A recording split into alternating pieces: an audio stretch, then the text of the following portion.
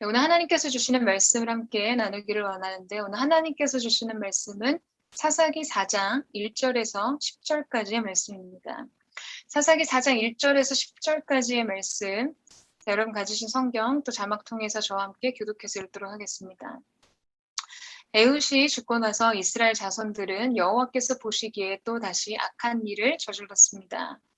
그러자 여호와께서는 하솔에서 통치하는 가나안의 왕 야빈의 손에 그들을 팔아넘기셨습니다. 그의 군대 대장은 시스라였는데 그는 하루셋 학고임에서 살았습니다.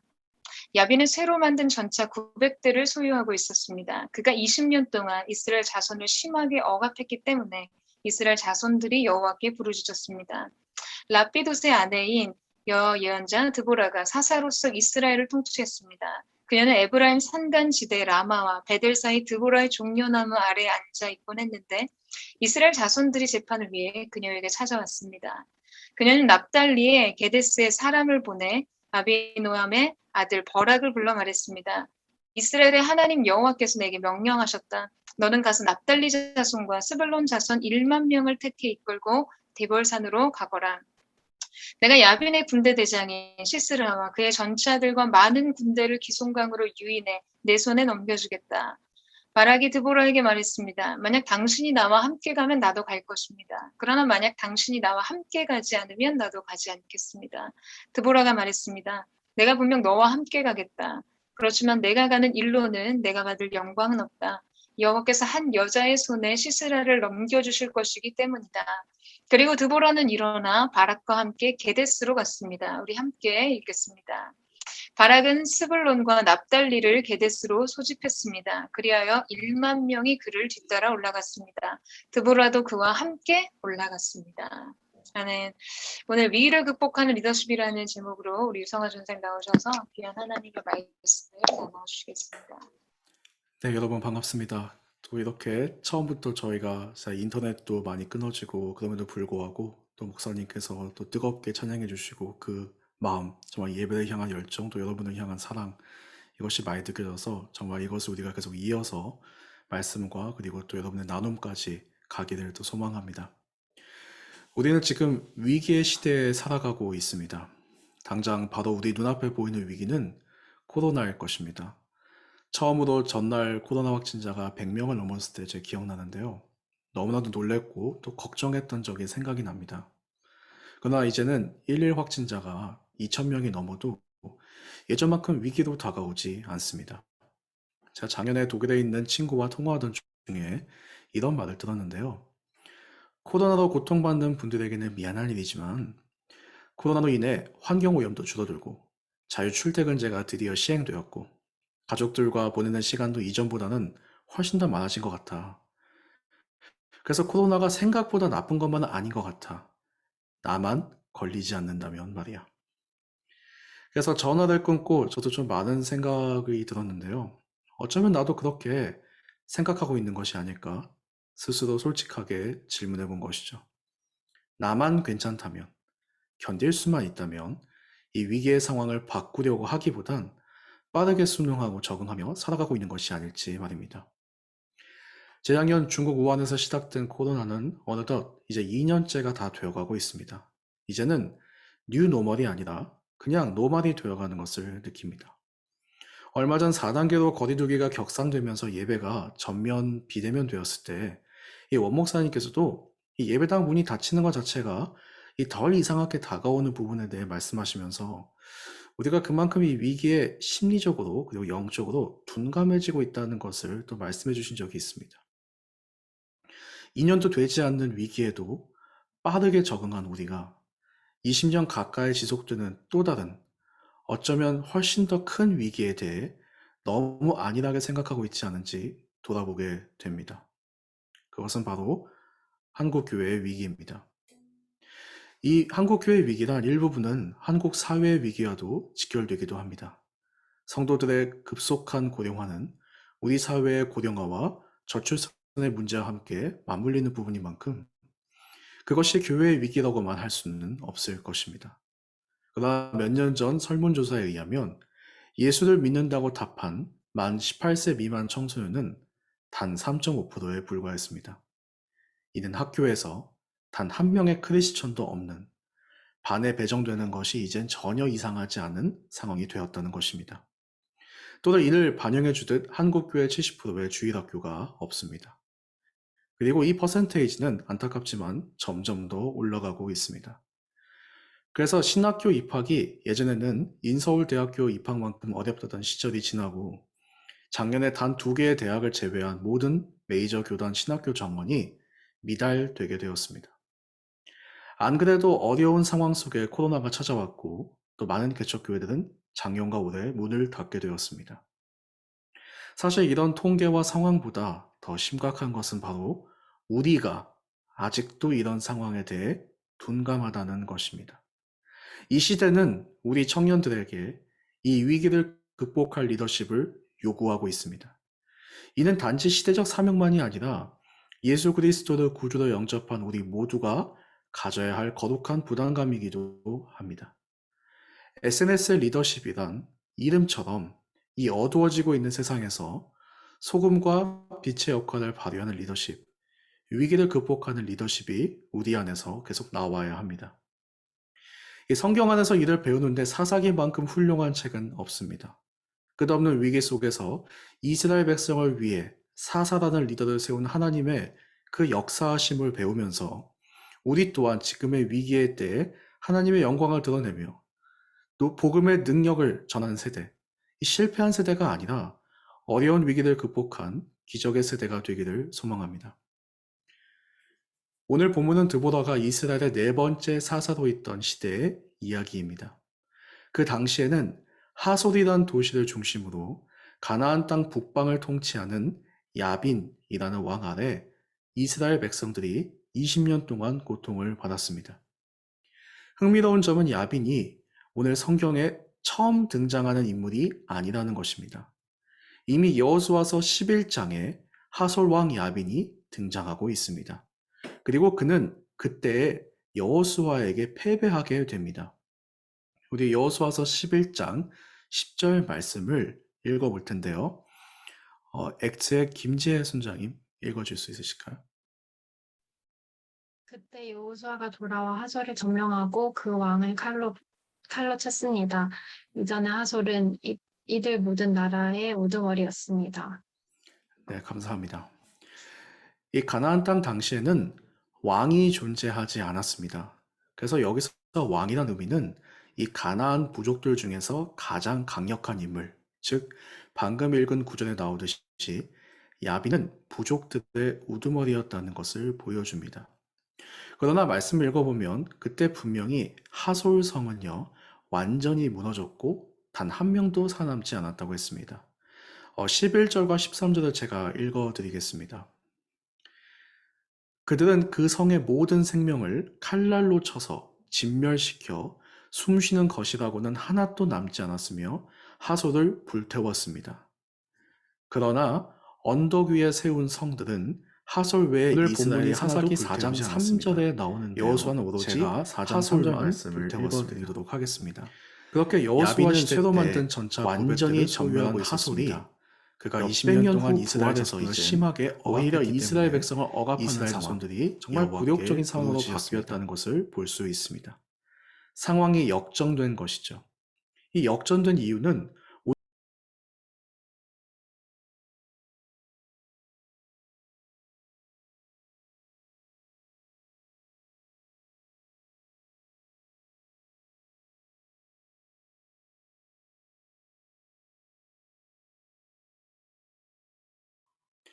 자, 이스라엘 백성이 야빈에게 억압당한 표면적인 이유는 바로 야빈 왕이 쇠로 만든 전차 900대를 소유하고 있었기 때문입니다. 이는 청동기 시대에 있던 이스라엘 백성과는 다르게 가나안 민족은 철기 시대에 열었다는 것을 보여줍니다. 아주 분명한 기술적 우위를 가나안이 점령하고 있었다는 것이죠. 우리 삶 속에서도 보면요. 우리에게 다가온 위기가 도저히 내 힘으로는 극복할 수 없을 만큼 크게 보일 때가 있습니다. 마치 달걀로 바위치기 하듯 전혀 상대가 되지 않는 격차를 경험할 때가 있죠. 이 3절 하반부에 900대의 쇠로 만든 전차, 아주 짧은 구절이지만 도저히 이스라엘 백성의 능력과 힘으로는 이길 수 없는 적이라는 것을 정확하게 보여주고 있습니다. 그러니까 20년 동안 고통 속에 지냈던 것이 자연스럽게 추가 설명으로 따라오는 것입니다. 우리도 그런 생각을 할 때가 있지 않습니까? 앞으로 다가오는 수많은 재앙과 위기에 수천 년이나 된 성경책이 그 해결책 또는 해답이 될 수 있을까라고 말이죠. 성경이 핵전쟁을 막을 수 있을지, 성경이 지구온난화에 대한 대안이 줄 수 있을지, 갈수록 심해지는 실업률과 빈부격차의 위기를 과연 고대 종교를 믿음으로 해결될 수 있을까? 그냥 모든 게 다 지구의 멸망이고 말세다라는 이 디스토피아적인 비관론 외에 성경이 그 답을 줄 수 있을까라고 생각해 보신 적이 있나요? 만약 그런 적이 있으시다면 그것은 바로 이스라엘 백성이 20년 동안 고통을 받을 수밖에 없었던 같은 이유로 비슷한 무기력감에 빠질 수도 있을 것입니다.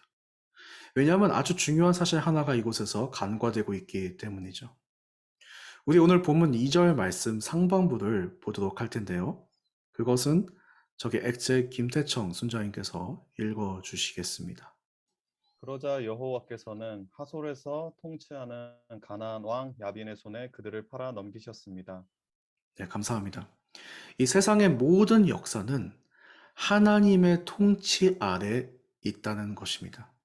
인간이 만든 문명과 기술이 아무리 위대해 보이고 뛰어나 보일지라도 이 또한 하나님께서 허락하셨기에 가능했다는 것이죠. 이 세상에서 가장 큰 분, 가장 두려워해야 하는 분, 가장 경외해야 하는 분은 바로 하나님이십니다.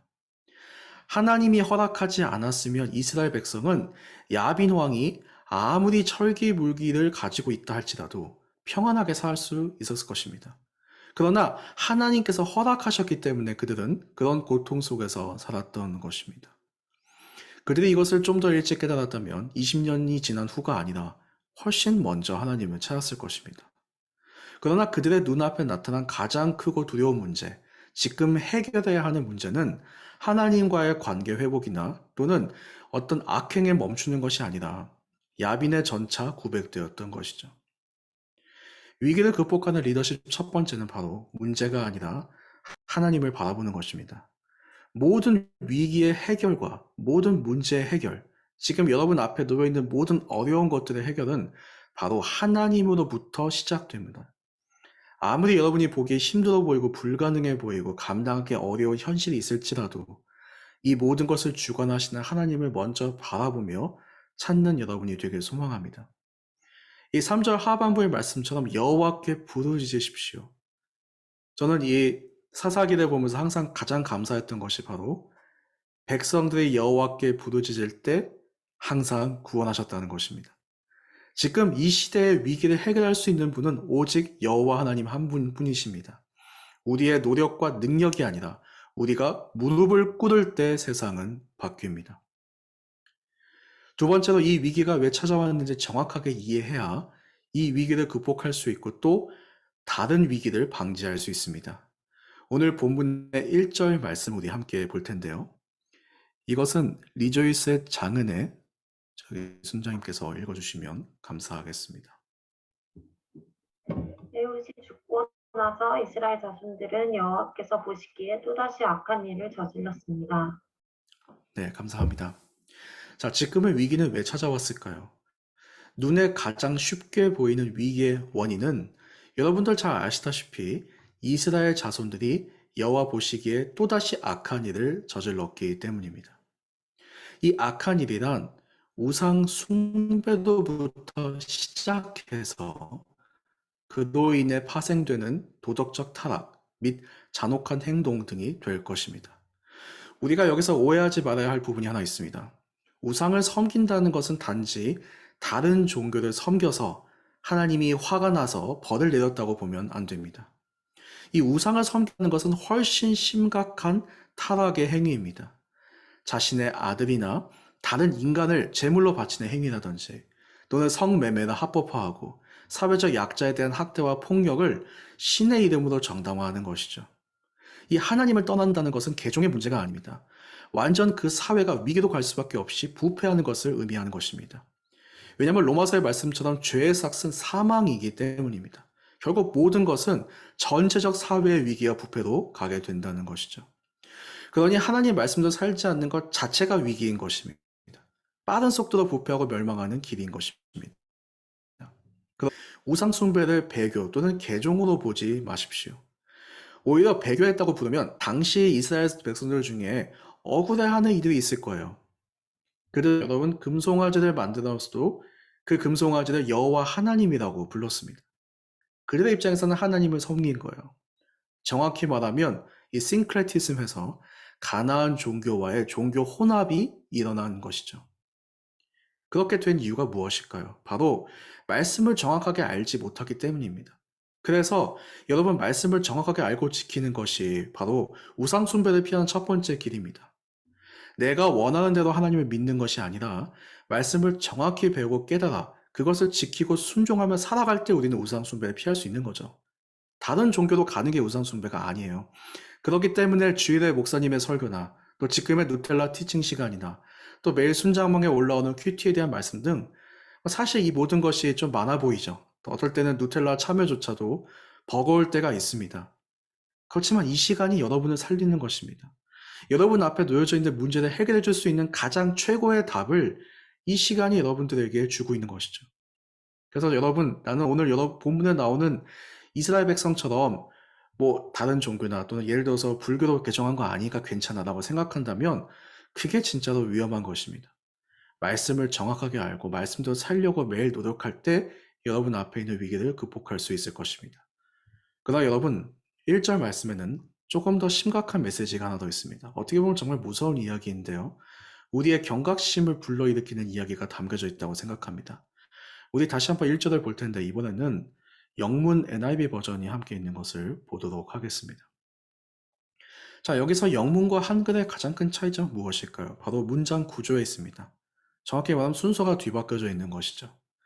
이 한글 성경 같은 경우는 사사인 에훗이 죽었다는 이야기가 먼저 등장한 후에 이스라엘 백성들이 악한 일을 행했다고 했는데 영어는 이스라엘이 악한 일을 했고 그 후에 에훗이 죽었다라고 번역하고 있습니다. 사실 한글 번역이 훨씬 더 자연스럽고요. 영작을 봐도 아마 한글처럼 에훗의 죽음을 앞으로 두었다면 더 자연스러웠을 것입니다. 그런데도 불구하고 영어 성경이 이렇게 순서를 정한 이유는 히브리어 원어가 이렇게 되어 있기 때문입니다.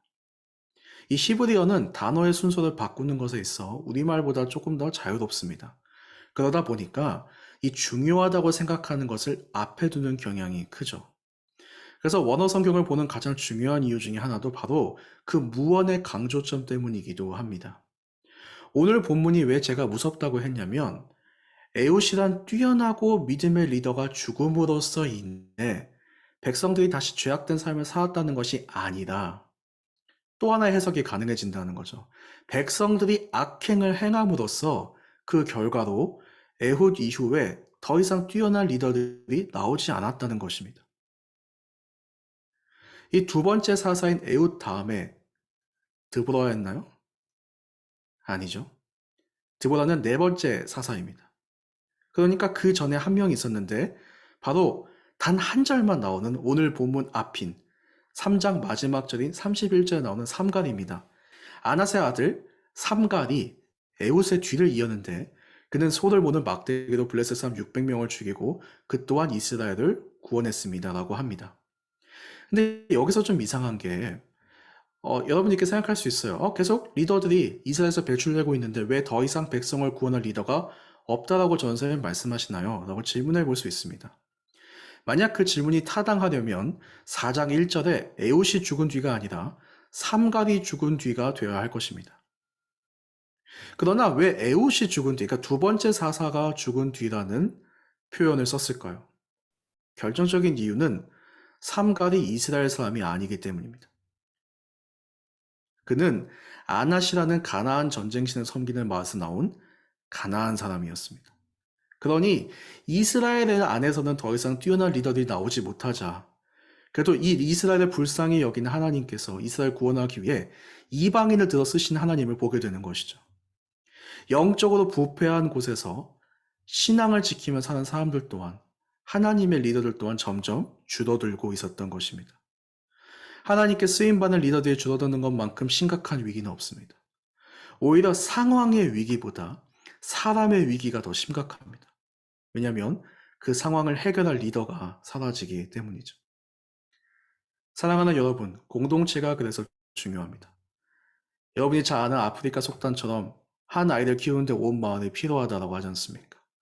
이 시대를 변화시키고 이 세상을 바꾸는 참된 하나님의 리더들이 나온 데에는 우리 모두가 다 하나님 앞에 바로 세워져야 된다는 것입니다. 교역자 한 분만 잘해서 되는 것이 아니고요. MC들만 열심히 해서 되는 것이 아닙니다. 지금의 위기를 극복하기 위해서는 우리 모두 하나님 말씀 안에 바로 세워져야지만 이 토양 속에서 이곳에서 좋은 리더들이 많이 나올 수 있다는 것이죠. 위기를 극복하는 리더십 두 번째는 하나님 말씀 안에 바로 세워지는 공동체입니다. 우리 모두 말씀 시간과 신앙으로 바로 서는 것을 절대적으로 소홀히 여기지 말아야 합니다. 이제 티칭 마지막으로 오늘 본문 4절부터 7절 말씀 함께 읽어보도록 하겠습니다. 이거는 M&M의 소재한 순자님께서 읽어주시면 감사하겠습니다. 네. 다비옷의 아내인 여예언자 드보라가 사사로서 이스라엘을 통치했습니다. 그녀는 에브라임 산간지대의 라마와 베델 사이 드보라의 종려나무 아래에 앉아있곤 했는데 이스라엘 자손들이 재판을 위해 그녀에게 찾아왔습니다. 그녀는 납달리의 게데스에 사람을 보내 아비노함의 아들 바락을 불러 말했습니다. 이스라엘의 하나님 여호와께서 내게 명령하셨다. 너는 가서 납달리 자손과 스불론 자손 1만 명을 택해 이끌고 다볼 산으로 가거라. 내가 야빈의 군대 대장인 시스라와 그의 전차들과 많은 군대를 기손 강으로 유인해 내 손에 넘겨주겠다. 네, 감사합니다. 사사 드보라는 여러 면에서 다른 사들과는 달랐습니다. 우선 12명 중에 유일한 여성이라는 여성 사사라는 점이 가장 눈에 띄는 차이점이고요. 또 당시 남성들만 사사였던 이유를 좀 이해할 필요가 있는데 그 사사가 보통은 직접 전쟁에 나가 장군의 역할을 겸했기 때문입니다. 그러나 사사의 1차적 역할은 오늘 5절 말씀에 나오듯이 재판을 하는 것입니다. 그래서 영문 성경은 이 사사계를 재판관들 또는 재판관의 이야기라는 이름으로 부르고 있습니다. 그리고 또 하나 특이한 점은 여예언자로도 소개하고 있다는 것입니다. 여성 예언자 또한 성경에 아주 소수인데요. 이 드보라와 그리고 또 훌다 외에는 여예언자는 없습니다. 그래서 이전 앞에 3명의 사사와는 여러모로 다른 드보라는 역시 국가적 위기의 해결에 있어서도 이전 사사들과는 다른 방법을 보여줍니다. 바로 직접 나가서 싸우는 것이 아니라 오직 말로 전쟁을 지휘하고 있다는 것입니다.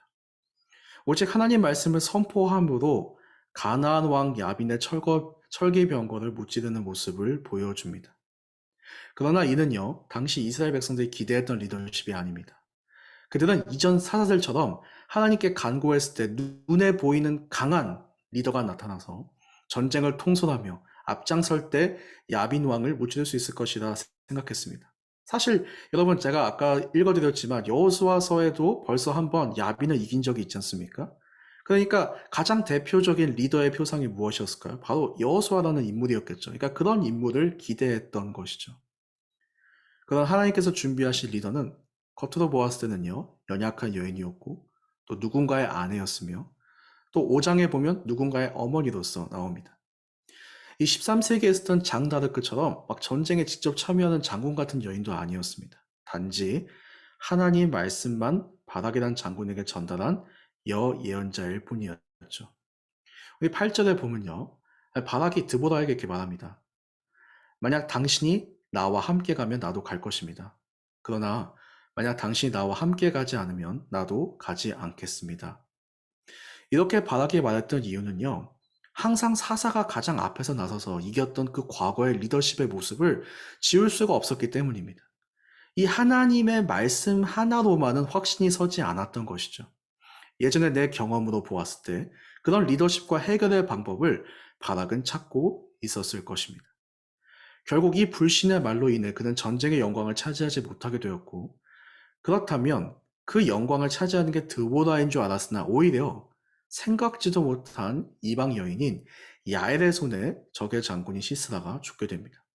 이를 통해 결국 드보라, 바락, 야엘 그 누구도 전쟁 승리에 있어서 그 공이 더 뛰어나다고 말할 수 없게 되었고 결과론적으로 하나님께서 하셨다고 고백할 수밖에 없는 상황이 된 이야기인 것이죠.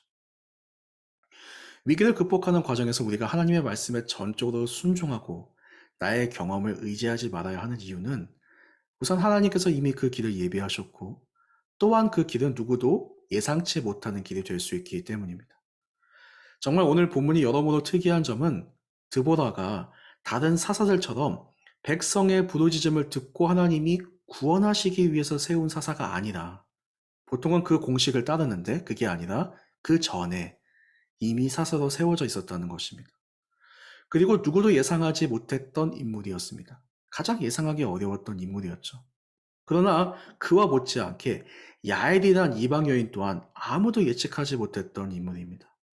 우리의 경험과 예상 밖을 뛰어넘는 방법으로 하나님께서는 절대 극복할 수 없다고 생각했던 위기를 극복하게 하셨던 것이죠.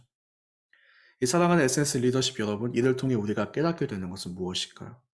나의 능력과 지혜, 그리고 평판이 아니라 하나님의 손에 내가 붙들릴 때 아무리 연약하고 부족한 나일지라도 하나님의 역사를 이루고 위기를 극복하는 리더가 될 수 있다는 것입니다. 여러분, 용기를 가지십시오. 그리고 여러분의 하는 일에 대해서, 여러분의 지금의 그 상황에 대해서 두려워하지 말고 자부심을 갖고 일하십시오. 하나님의 계획 안에 있을 때 놀라운 역할을 하게 됩니다.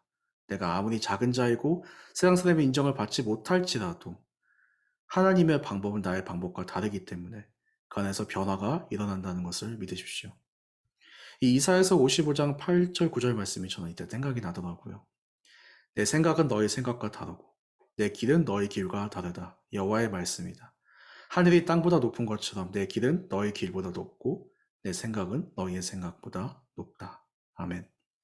그렇기 때문에 매일 하나님께서 보여주시는 그 한 스텝, 정말 지금의 문제를 해결하기엔 턱없이 부족해 보이고 오히려 내가 더 나은 방법을 알고 있다고 생각이 들지 몰라도 나의 생각을 잠시 내려놓고 하나님이 준비하신 것을 믿으며 나아가는 분이 되길 소망합니다.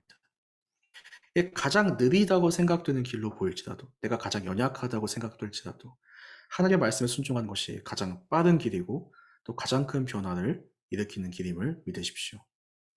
위기를 극복하는 리더십 세 번째는 마지막은 나의 경험을 내려놓고 하나님의 부름에 순종하며 하나님의 때와 방법으로 삶을 살아가는 것입니다.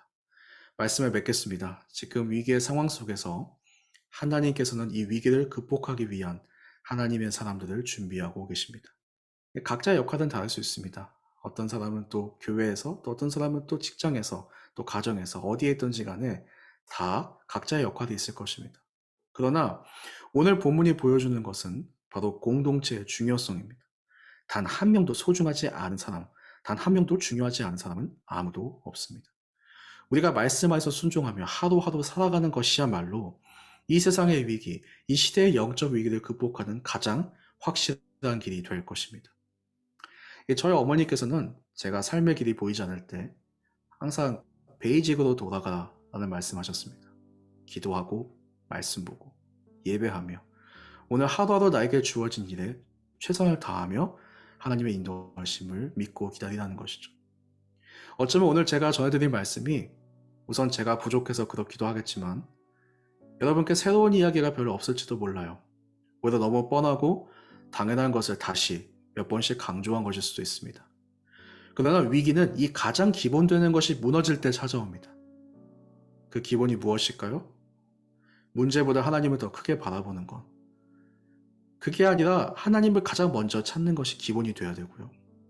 말씀대로 사는 것을 삶의 최우선 가치로 두는 공동체가 되도록 우리 모두 함께 한 마음으로 신앙 위에 바로 서야 하는 것이 베이직이고요. 해결 방법 또한 나의 경험이나 생각이 아니라 하나님의 방법대로 이루어질 수 있도록 나의 생각을 내려놓고 부름에 적극적으로 순종하는 것. 이 기본들이 세워질 때 우리는 위기를 극복할 수 있습니다. 나에게 세워주신 리더의 말에 순종하는 것 또한 어떨 땐 내가 더 나은 방법을 알고 있는 것 같고 내가 더 잘할 것 같지만 하나님은요 나의 능력이 아니라 하나님을 범사에 인정하고 있는지를 보십니다. 그러니 범사의 순종과 또 감사로 살아가십시오. 사랑하는 여러분, 지금 위기의 순간 영적으로 예민하게 깨어있어 반응하고 하나님 앞에 온전하게 세워져 이 시대를 다시 일으키는 일에 쓰임받는 여러분 되기를 소망합니다. 쇠퇴하는 세대가 아니라 다시 부흥하는 세대, 이 시대를 일으키는 기적의 세대가 되는 우리 모두가 되기를 축복합니다. 우리 함께 들은 말씀을 가지고 기도하도록 하겠습니다. 우선 여러분의 위기와 문제들, 갖고 있는 모든 부분에서 정말 하나님을 더 크게 바라보고 있는지, 아니면 그 문제와 또 나의 연약함을 더 크게 바라보고 있는지를 묵상했으면 좋겠습니다. 정말 내 안에 만약에 하나님보다 다른 것을 더 크게 바라보고 있다면 정말 그것이 바뀌어서 진짜 모든 것을 주관하고 계신 분이 하나님이심을 인정하며 하나님을 먼저 찾고 하나님의 방법을 먼저 구하고 먼저 신앙으로 바로 세워진 내가 되게 달라고 함께 합심해서 기도하겠습니다. 사랑해 주님 감사합니다. 오늘도 우리가 말씀을 통해서 주님만을 한 분 바라보며 나아가기에 원합니다. 지금 한 분 한 분의 삶 속에서 있는 어려운 점들, 우리 순자님들과 리더십 가운데서 정말 극복하고 넘어야 하는 많은 것들 가운데 그 어려움에 대해서 눌림을 받거나 그 어려움으로 인해서 무너지는 것이 아니라 하나님 한 분만을 바라보며 모든 것을 주관하시는 그 하나님 앞에 나아가 무릎 꿇고 기도할 때 정말 주님을 간절히 부르짖고 찾을 때 하나님의 구원의 손길이 오늘 임할 것을 믿습니다. 주님 정말 하나님의 놀라우신 역사하심은 미리 준비되어져 있습니다. 우리가 그 예비되어져 있는 길을 가기를 원합니다. 나의 생각이나 나의 마음이나 나의 어떠한 의지가 아니라 나의 계획이 아니라 하나님의 계획 속에서 우리가 우리의 길을 나아가기 원합니다. 가장 어렵고 무너질 때 주님께서 나를 이렇게 세워주시고 말씀을 바로 세워주시며 성령 하나님께서 우리의 마음속에 주님만을 찾고 간구할 수 있는 그런 참된 지혜를 허락하여 주옵소서. 영원을 범사 인정하는 것이 가장 큰 지혜이고 정말 주님만을 바라보는 것이 가장 큰 정말 지식의 근본이니 성령 하나님께서 우리의 생각들이 아무리 뛰어나다 할지라도 항상 하나님을 범사 인정함으로 정말 그 너머에 있는 그 하나님의 놀라우신 능력을 경험하는 그런 세대가 되길 소망합니다. 주님 정말 하나님을 섬기지 못함으로써 우리가 너무나 많은 위기 속에 있습니다. 우리 사회가 점점 더 도태하고 있고 정말 하나님을 찾는 청년들이 줄어들고 있습니다. 그렇지만 주님 우리 안에 정말 이 세상의 어떠한 어려움을 바라보는 것이 아니라 정말 하나님의 무한한 능력을 바라보고 나아가기 원합니다. 이 세상을 사랑하시는 그 하나님의 사랑을 바라보고 나아가기 원합니다. 주님께서 우리를 이 자리에 세우셨습니다. 부르셨습니다. 우리가 우리의 역할을 감당할 때 하나님께서 정말 예비하신 길, 준비하신 그 청년 세대의 부흥을 정말 이 시대에 정말 새로운 하나님의 세울 교회를 보여주실 것을 믿습니다. 그래서 사모하며 나아가는 우리 모두 되게 하여 주옵소서. 우리 한 번만 더 기도하기를 원합니다. 정말 지금 우리 앞에 놓여져 있는 코로나와 그리고 또 여러 가지 위기들, 정말 교회의 위기와 또 삶의 위기를 가지고 하나님 앞에 정말 간절히 기도하기 원합니다. 정말 우리 공동체가 정말 SNS라는 그 이름처럼 이 소금과 빛의 역할을 이 세상에 감당하기 원하고 우리 안에서 정말로 놀라운 리더들이 많이 나와서 하나님의 사람들이 많이 나와서 각자의 분야에서 정말 하나님의 빛을 발휘하고 천국이 그곳에 임하고 정말 위기를 극복하는 그런 세대가 되기를 소망한다고 우리 함께 다시 한번 우리의 모든 이 상황들을 놓고 또 기도하도록 하겠습니다. 기도합시다. 사랑하는 하나님, 정말 한 사람 한 사람을 주님께서 불러주옵소서. 정말 이 위기의 시대에 하나님께서 갖고 계신 뜻은 정말 멸망이 아니라 소망이고 하나님께서 품고 계신 그 계획은 정말 놀라우신 천국의 임함입니다. 하나님 나라의 확장이고 정말 희망이 없는 곳에 희망을 주는 것이고 정말 모든 것이 부패한 곳에 정의가 실현되는 것이며 하나님의 놀라우신 은혜가 이곳에 임하는 것이오니 성령께서 지금 기도하고 머리 숙인 한 분 한 분이 하나님의 리더로서 바로 세워줄 수 있도록 주님께서 그들을 세워주시고 그 각자의 자리에서 맡은 역할에서 정말 하나님의 그 영광을 나타내며 복음을 전하며 세상을 바꾸는 그 리더가 될 수 있도록 성령 하나님께서 준비시켜 주옵소서. 허황된 꿈처럼 보이고 우리의 마음속에 우리는 너무 크다고 생각하고 나는 그런 준비가 되어 있지 않다고 생각할지 모르지만 주님, 내가 하는 것이 아닙니다. 또 나 혼자 하는 것이 아닙니다. 우리에게 정말 이렇게 선한 공동체를 주셨고 하나님의 그 부흥의 비전을 갖고 있는 또 목사님과 공동체 세워주셨으니 그 안에서 우리가 정말 발견하며 하나님의 뜻을 따라 나아가며 정말 이 시대를 정말 변화시키는, 이 시대에 정말 다시 소망이 되어지는 그 우리들 될 수 있도록 성령 하나님께서 한 사람 한 사람을 축복하여 주시고 인도하여 주옵소서. 하나님 아버지, 정말 지금의 이 코로나의 위기, 정말 주님께서 지금 코로나로 고통받고 있는 모든 이들 주님 불쌍히 여겨주시고 위로하여 주시며 정말 그들의 삶과 가족을 책임져 주시고, 그래서 정말 이 고통에서 빨리 나올 수 있도록 주님께서 도와주옵소서. 너무나 많은 사람들이 지금의 이 어려운 시기 때문에 고통받고 있습니다. 주님, 우리가 그들을 위해 기도하며 또 그들을 섬기며 그들을 위해서 항상 먼저 다가가는 그런 정말로 이웃사랑을 실천하는 그런 진정 하나님의 사람들이 되길 소망하오니 우리의 마음을 축복하여 주시고 우리의 손을 축복하여 주시며 우리의 모든 곳에서 정말 우리가 더욱더 사회에서 가장 낮은 자로서 섬기는 우리 될 수 있도록 성령 하나님께서 인도하여 주옵소서.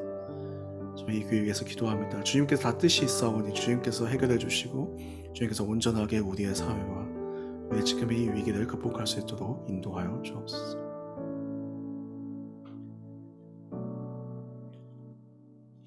사랑의 하나님 감사합니다. 오늘도 이렇게 참 사사기의 말씀을 통해서 위기의 순간마다 우리를 항상 구원하시는 그 하나님의 영광과 하나님의 그 사랑을 보게 되었습니다. 주님, 정말 주님은 선하십니다. 우리가 악할지라도, 우리가 넘어질지라도, 우리가 무너질지라도 하나님의 계획은 항상 우리의 구원에 있음을 보게 됩니다. 그 하나님의 그 사랑과 또한 구원하실 수 있는 능력 있으신 그 하나님, 우리가 이제 믿고 그 하나님만을 바라보며 나아가기 원합니다. 나의 생각으로 실패했던 모든 과거들을 돌아보며 또다시 나의 생각으로 성공할 수 있을 거라는 그 허황된 믿음을 버리고 이제는 하나님의 말씀대로 살며 하나님의 말씀대로 살 때 반드시 정말 구원하시는 그 하나님의 기적을 경험하는 우리 모두 되게 하여 주옵소서. 사랑의 주님, 정말 감사합니다. 우리가 이렇게 함께 정말 지금 비대면이라는 또 상황 속에서도 모여서 말씀을 사모하고 함께 기도했사오니 주님께서 주님을 간절히 찾을 때, 주님 앞에 무릎 꿇을 때 주님 불쌍히 여겨주시고 우리를 들어서, 연약한 우리를 들어 세워 주옵소서. 주님께 모든 것을 감사드리며 살아계신 예수님의 이름으로 기도드렸습니다. 아멘.